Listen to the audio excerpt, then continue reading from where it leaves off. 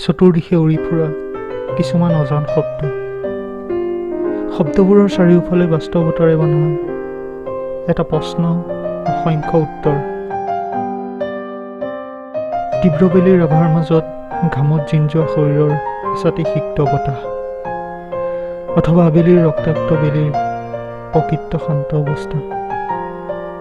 নীলাভ জোনৰ পোহৰৰ মাজত তমিৰৰ লুকাভাকু, ডাৱৰবোৰে মাজে মাজে জুমি চায়, অথবা সেই শান্ত জোনাকত নদীখনৰ পাৰৰ জোপোহাৰত উৰি ফুৰে জোনাকী পৰুৱাই। প্ৰশ্ন মাথো, তুমি কোন? আলমাৰিটোত থকা কিছুমান ডায়েৰীৰ নিভাঁজ আখৰ, এজন অজ্ঞাত ব্যক্তিৰ সান্নিধ্যত গঢ়ি উঠা চিয়াহীৰ সংক্ষিপ্ত ভাঁজ, নে পৃষ্ঠৱৰ্তী ডায়েৰীৰ কালজয়ী সংৰক্ষণ?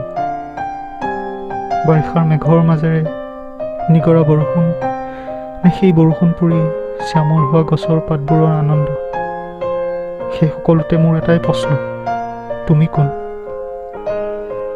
জোনাক নিশাৰ শান্তি নে দিনৰ কোলাহল? বাৰিষাৰ বজ্ৰপাত অথবা খৰালিৰ শুকান পথাৰ? সপোনত দেখা নিঃশব্দ দৃশ্যবোৰ নে বাস্তৱৰ কাণতাল মৰা চিঞৰ? এখন্তে কোন আত্মাৰ সিদ্ধি নে দুষ্ট প্ৰাণীৰ যাযাবৰী বিচৰণ? বক্তাৰ কাৰ্যসিদ্ধি নে শ্ৰোতাৰ ধৈৰ্য পৰীক্ষা? এই জোন, বেলি, জোনাকী পৰুৱা সকলোতে মোৰ প্ৰশ্ন, তুমি ক'ত? ধুমুহা বেগত বলা শান্ত বতাহ জাকত ছিঙি পৰা কুমলীয়া গছৰ ডালবোৰ, নে স্থিৰ হৈ ৰৈ পৰা গছজোপা? এইবোৰৰ মাজত অজ্ঞাত তুমি, এজাক বতাহ সৰ্বব্যাপীমান।